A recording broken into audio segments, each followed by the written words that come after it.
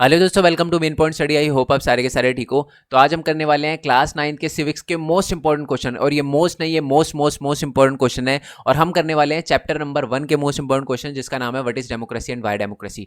देखो, ये बात मैं आपको लिख कर दे सकता हूँ कि अगर इस चैप्टर के अंदर से कोई भी क्वेश्चन बनता है ना, तो वो इसी पीडीएफ के अंदर से बनेगा। ठीक है, जो भी 3 नंबर का या 5 नंबर का या 4 नंबर का जो भी क्वेश्चन बनेगा, वो इसी पीडीएफ के अंदर से बनेगा। या मैं लिख कर दे सकता हूँ, क्योंकि आपको पता ही है। चलो, आप तो अभी आए हो 9th पे, बट जो बच्चे अभी 11th में है, 10th में है, मैं हर साल है ना मोस्ट इंपॉर्टेंट क्वेश्चन की वीडियो अपलोड करता हूँ, और सब कुछ उसी के अंदर से आता है। तो इसलिए बोल रहा हूँ कि इस वीडियो को बिल्कुल भी हल्के में मत लेना और स्किप मत करना, क्योंकि मेरे को पता है बहुत सारे बच्चे चैप्टर समझ के नहीं आते हैं, डायरेक्टली मोस्ट इंपॉर्टेंट क्वेश्चन पे आते हैं।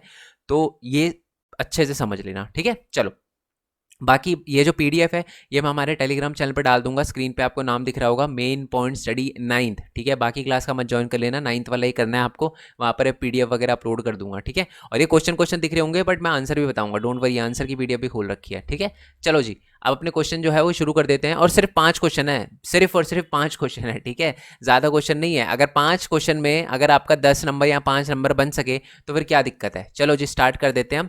तो पहला हमारा क्वेश्चन है, जिसका नाम है what is democracy and difference between democratic और non democratic form of government. सबसे पहले डेमोक्रेसी का मतलब क्या होता है। Democracy is the form of government, या नीचे लिखा हुआ है देखो, democracy is the form of government in which ruler are elected by people. वो गवर्नमेंट जहां पर लोग वोट देकर अपने नेता को चुनते हैं ना, उसको हम डेमोक्रेसी कहते हैं। क्या इंडिया डेमोक्रेसी है? The answer is yes. हम तो वोट देके अपने नेताओं को चुनते हैं, तो इंडिया एक डेमोक्रेटिक कंट्री है, ठीक है। अब डेमोक्रेटिक और नॉन डेमोक्रेटिक गवर्नमेंट में अंतर बताओ। तो एक डेमोक्रेटिक गवर्नमेंट में क्या होता है, लोग वोट देते हैं और अपने नेता को चुनते हैं। नॉन डेमोक्रेटिक गवर्नमेंट में क्या होता है, लोग वोट देकर अपने नेता को नहीं चुनते, यानी लोग तो चुन ही नहीं सकते अपने नेता को। जैसे पता है, ये नॉन डेमोक्रेटिक गवर्नमेंट का मतलब क्या होता है, जैसे राजा रानी वाला सिस्टम नहीं होता कि राजा का बेटा राजा बनेगा, फिर उसका बेटा राजा बनेगा। तो ये होता है नॉन डेमोक्रेटिक गवर्नमेंट, जो कि इंडिया में नहीं है, ठीक है। सेकंड पॉइंट है, people decide what is good for them. लोग डिसाइड करते हैं कि उनके लिए क्या अच्छा है, फिर उसको वोट देते हैं और वो जीतता है, और फिर वो उनके लिए काम करता है। बट नॉन डेमोक्रेटिक गवर्नमेंट में लोग कुछ भी डिसाइड नहीं करते, गवर्नमेंट डिसाइड करती है कि लोगों के लिए क्या अच्छा है, क्या अच्छा नहीं है, ठीक है जी। लास्ट है कि जो डेमोक्रेटिक गवर्नमेंट होती है ना, वहां पर लोगों के पास फ्रीडम ऑफ स्पीच होती है, वो अपनी बात को रख सकते हैं। बट नॉन डेमोक्रेटिक गवर्नमेंट में लोगों के पास कोई वॉइस नहीं होती, लोग अपनी बातें नहीं रख पाते, ठीक है। अगर कोई राजा के खिलाफ बोलता है तो सीधा उसे जेल है। ओके जी, आई होप ये बात आपको पता चल गई हो। नेक्स्ट क्वेश्चन पे क्लियर हो गया ना। पहला क्वेश्चन देखो, इतनी देर में फर्स्ट क्वेश्चन खत्म भी हो गया। सेकंड क्वेश्चन पे आता है, फीचर ऑफ डेमोक्रेसी। अब डेमोक्रेसी के फीचर क्या है। डेमोक्रेसी के ये हैं फीचर, इतने सारे लिखे हुए हैं, 3 और 4 7 लिखे हुए हैं, आप 5 लर्न कर लेना कोई से भी।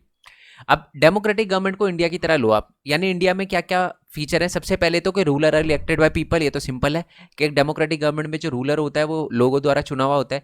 दूसरा कि यहाँ पर इलेक्शन होते हैं डेमोक्रेटिक गवर्नमेंट में, और कॉम्पिटिटिव और फ्री एंड फेयर इलेक्शन होते हैं, धोखाधड़ी नहीं होती इलेक्शन में। तीसरा होता है कि हर डेमोक्रेटिक गवर्नमेंट में है ना, हर एडल्ट को 18 साल से प्लस हर बंदे को वोट डालने का अधिकार है, चाहे उसका रिलीजन कोई भी हो, चाहे उसका एडुकेशन कितना भी हो, चाहे उसकी कास्ट कोई भी हो, कलर कोई सा भी हो, उसका वेल्थ कितनी भी हो, मतलब पैसा कितना हो या कितना नहीं, वो वैल्यू नहीं करता। बट सबका 1 वोट और 1 वैल्यू माना जाएगा, यानी सब एक ही वोट दे सकते हैं और सबके वोट की एक ही वैल्यू होगी, ठीक है। नेक्स्ट है रूल बाय लॉ। ये तो आप पक्का लिख कर आओगे, क्योंकि बहुत सिंपल है ना। रूल बाय लॉ का मतलब कानून की उससे चलाया जाता है, ठीक है। बट एक नॉन डेमोक्रेटिक गवर्नमेंट में जो राजा बोलता है वही होता है, बट डेमोक्रेटिक गवर्नमेंट में कानून के अकॉर्डिंग सब कुछ चलता है, ठीक है। नेक्स्ट है कि the right of the citizen must be protected through the constitution, यानी एक डेमोक्रेटिक गवर्नमेंट में कॉन्स्टिट्यूशन होता है और वहां पर लोगों के राइट्स लिखे होते हैं, ठीक है। नेक्स्ट है, एक डेमोक्रेटिक गवर्नमेंट में ना इंडिपेंडेंट जुडिशरी होती है, यानी जो कोर्ट वगैरह होते हैं ना इंडिपेंडेंट होते हैं, वो सरकार या किसी का पक्ष नहीं लेते, वो जो सही फैसला होता है वही सुनाते हैं, ठीक है। बट एक नॉन डेमोक्रेटिक गवर्नमेंट में तो आपको पता है राजा है, तो हमेशा जो भी जुडिशरी होगी, जो भी कोर्ट होंगे, वो हमेशा राजा से ही डर कर रहेंगे और राजा के उसके फेवर में फैसला सुनाएंगे, ठीक है। लास्ट है कि elected ruler take decision within the limit set by the constitution and the citizens right. इसका मतलब क्या है कि एक डेमोक्रेटिक गवर्नमेंट में है ना, जो भी लीडर होता है ना, वो वही फैसले ले सकता है जो कॉन्स्टिट्यूशन में लिखे गए हैं, उससे बाहर कोई भी फैसला नहीं ले सकता वो, ठीक है जी। क्लियर हो गया। चलो, ये हो गया जी फीचर हमारे खत्म।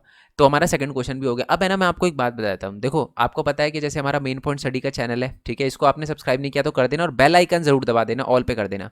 और दूसरी बात है कि हमारे दूसरे भी चैनल है, जैसे कि मेन पॉइंट गेमिंग, के गेमिंग वाला चैनल है, आप चाहो तो इसको सब्सक्राइब कर सकते हो। ऑल तो इस पर 3 4 वीडियो डाल रखी है मैंने, 5 6 डाल रखी होगी ज़्यादा से ज़्यादा। बाकी स्टूडेंट के साथ ही खेलता हूँ मैं, तो लिंक नीचे मतलब डिस्क्रिप्शन में मिल जाएगा। मेन पॉइंट गेमिंग सर्च करोगे ना, तो किसी भी वीडियो के डिस्क्रिप्शन में फ्री फायर की आईडी भी मिल जाएगी, तो आप ज्वाइन कर लेना मेरे को, खेलेंगे फिर मिलके एग्जाम के बाद, पहले नहीं। बाकी ये भरत कुमार खोलवाल मेरा व्लॉगिंग चैनल है, आप इसको सब्सक्राइब कर सकते हो, ठीक है। यहाँ पर मैं व्लॉग वगैरह डालते रहता हूँ, कभी कभार study with me, night study वाला। ओके, नेक्स्ट है हमारा कि मेन पॉइंट टैक्स सबसे ज़्यादा इंपॉर्टेंट चैनल है ये। बेसिकली मैं इस पे ये बताता हूँ कि स्टूडेंट अर्न कैसे कर सकता है, पैसे कैसे कमा सकता है, ठीक है।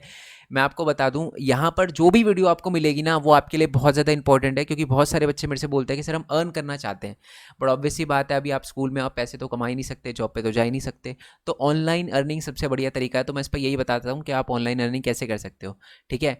आप वीडियो बनाकर यूट्यूब पर एनिमेशन वीडियो बना के कैसे अपलोड कर सकते हो, ठीक है। आप दूसरे की वीडियो यूट्यूब पर कॉपी करके कैसे अर्न कर सकते हो, ओके। आप एनिमेशन वीडियो बना के यूट्यूब पर डाल के अर्न कर सकते हो। फ्री वेबसाइट कैसे बना सकते हो, फ्री में, वो भी, ठीक है। नोट से मैंने कितना अर्न किया था, कितना नहीं किया था, आप 3 तरीके जिससे आप अपने नोट से अर्न कर सकते हो, ठीक है। और साथ में मैंने ये भी बताया कि आप जोमेटो से 1 घंटे के अंदर कैसे पैसे अर्न कर सकते हो। सारी चीज़ें मैंने बता रखी है। तो आप इस चैनल को सब्सक्राइब करो ना करो इस चैनल को सब्सक्राइब, वो मैटर नहीं करता।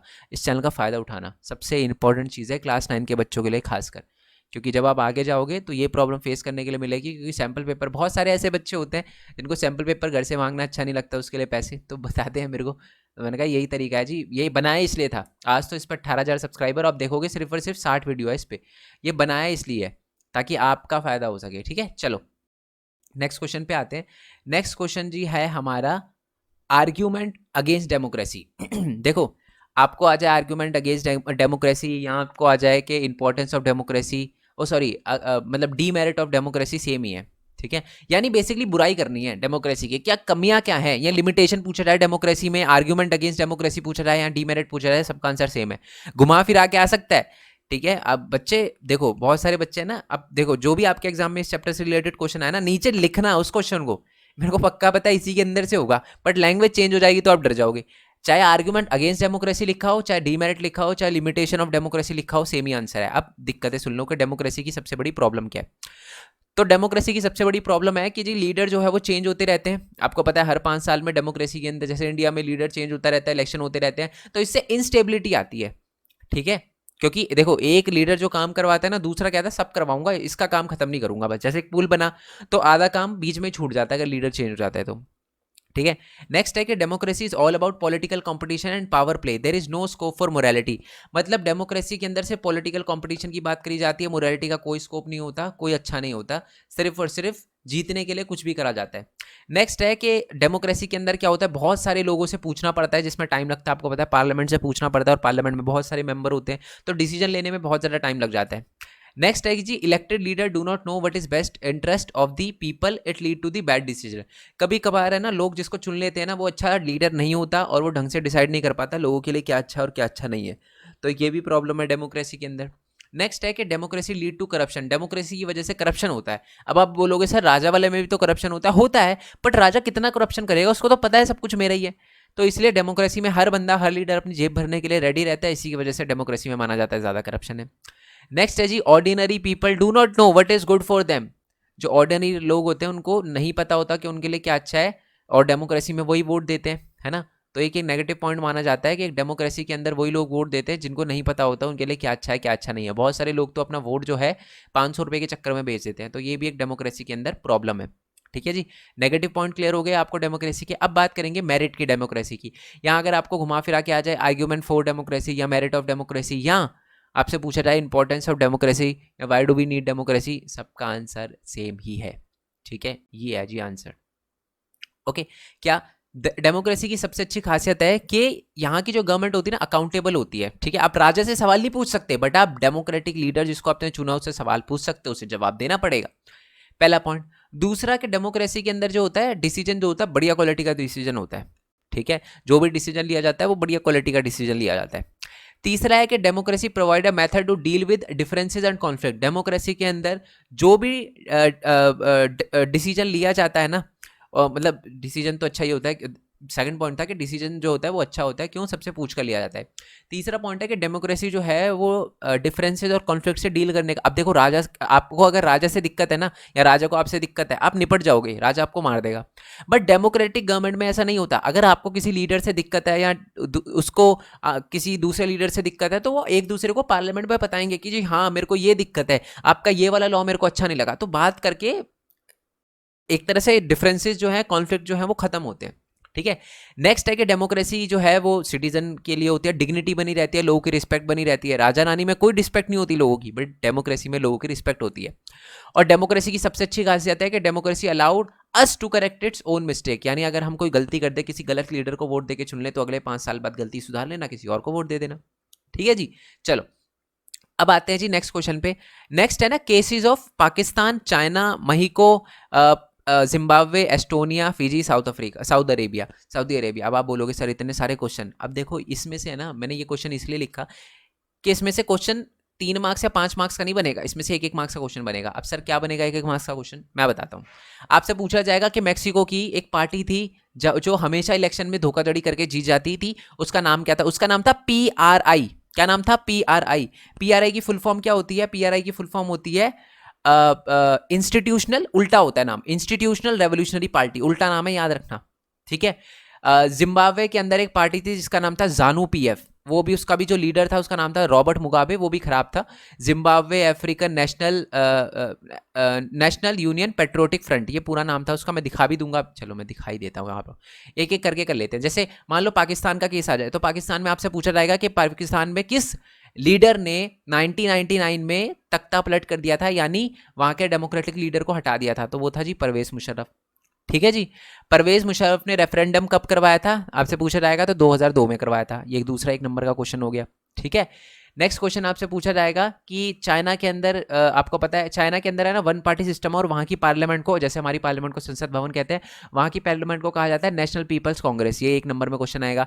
चाइना में सिर्फ एक ही बड़ी पार्टी है, उसका नाम क्या है? Chinese communist party. ये 1 नंबर में क्वेश्चन पूछा जाएगा। महीको की अभी अभी बताया था PRI, इंस्टीट्यूशनल रेवोल्यूशनरी पार्टी, कब तक पावर में रही? 2000 तक पावर में रही। उसके बाद आपसे पूछा जा सकता है सऊदी अरेबिया। मैं आपको बता दूं 2015 से पहले वुमेन्स को वोट डालने का राइट नहीं था सऊदी अरेबिया में। एस्टोनिया के अंदर बात करें तो जो रशियन माइनॉरिटी है ना, उनको वोट लेना यानी वोट देना बहुत डिफिकल्ट कर दिया गया है। फिजी में जो इंडिजीनियस इंडियन है ना, उनका वोट हाफ काउंट होता है, हाफ काउंट होता है, यानी जो इंडिया से गए हुए हैं ना फिजी के अंदर, उनका वोट हाफ काउंट होता है। बाकी ये जानू PF की full form Zimbabwe African national union patriotic front, leader थे रॉबर्ट मुगाबे। अब इनकी कुछ ही टाइम पहले डेथ हुई है बाय द वे। ठीक है जी। तो ये सारे के सारे आपके मोस्ट इंपॉर्टेंट क्वेश्चन है, यानी 5वें क्वेश्चन में से सिर्फ 1 मार्क्स का क्वेश्चन बनेंगे। ठीक है, इसलिए मैंने लिख दिया, बाकी सारे के सारे क्वेश्चन 3 और 5 नंबर के हैं। ठीक है। और बाकी एक और बात बता दूं कि अगर आपका हिंदी मीडियम है या आपका कोई फ्रेंड है जिसका हिंदी मीडियम है, जिसकी SST हिंदी में है, तो मैं आपको बोलूंगा कि सेम चैप्टर के मोस्ट इंपॉर्टेंट क्वेश्चन मैं हिंदी में भी अपलोड करूंगा, तो कृपया करके हिंदी मीडियम वाले बच्चों को सेंड कर देना, क्योंकि आपको पता है हिंदी मीडियम वाले बच्चों को बहुत दिक्कत आती है, उनको नोट्स नहीं मिलते, उनको मोस्ट इंपॉर्टेंट क्वेश्चन नहीं मिलते, एक्सप्लेनेशन नहीं मिलता वीडियो का, चैप्टर का। तो ये सारी चीज़ें मैं मेन पॉइंट स्टडी पे बताता हूँ, तो उनको मेन पॉइंट स्टडी के बारे में बता देना। ठीक है, ये रिस्पॉन्सिबिलिटी आपकी है। बच्चे, एक टाइम था जब मैं 0 पे था। ठीक है, मैं 0 से लेके 100 पे, 100 भी आपकी वजह से आया हूँ, 100 से 10,000 भी, 1000 से 10,000 भी, लाख भी, और आज 1,87,000 सब्सक्राइबर है, वो सिर्फ और सिर्फ आपकी वजह से है, क्योंकि आप ही जैसे बच्चों ने जो आज 11th क्लास में गए ना, उन्होंने बहुत सपोर्ट किया था। ठीक है, और मेरे को पूरा भरोसा है जो आज बच्चे 9th में ना, वो भी मेरे को दुगना तिगना सपोर्ट करेंगे। ठीक है, तो आप चैनल को सब्सक्राइब कर लेना, बाकी चैनल को भी सब्सक्राइब कर लेना, सबका लिंक आपको नीचे डिस्क्रिप्शन में मिल जाएगा। बाकी नोट्स के लिए आप टेलीग्राम चैनल ज्वाइन कर लेना, और एक वेबसाइट भी बना रखी है। ठीक है, ऑल दो अभी तक 9th के सारे चैप्टर वेबसाइट पे अपलोड नहीं किया, बट आप चेक कर लेना, कुछ चैप्टर के मिल जाएंगे आपको, MCQ वगैरह भी अपलोड कर रखे हैं कुछ चैप्टर की, तो प्रैक्टिस हो जाएगी आपकी। ठीक है, जैसे कि कॉन्स्टिट्यूशनल डिजाइन के MCQ, और ये हमारे इंडिया साइज एंड लोकेशन के MCQ, और बाकी चैप्टर के भी मोस्ट इंपॉर्टेंट क्वेश्चन मैं अपलोड कर दूंगा। बाकी मिलते हैं जी नेक्स्ट वीडियो में, तब तक के लिए थैंक यू सो मच। जय हिंद, जय भारत, वंदे मातरम। Thanks for your support, bye bye.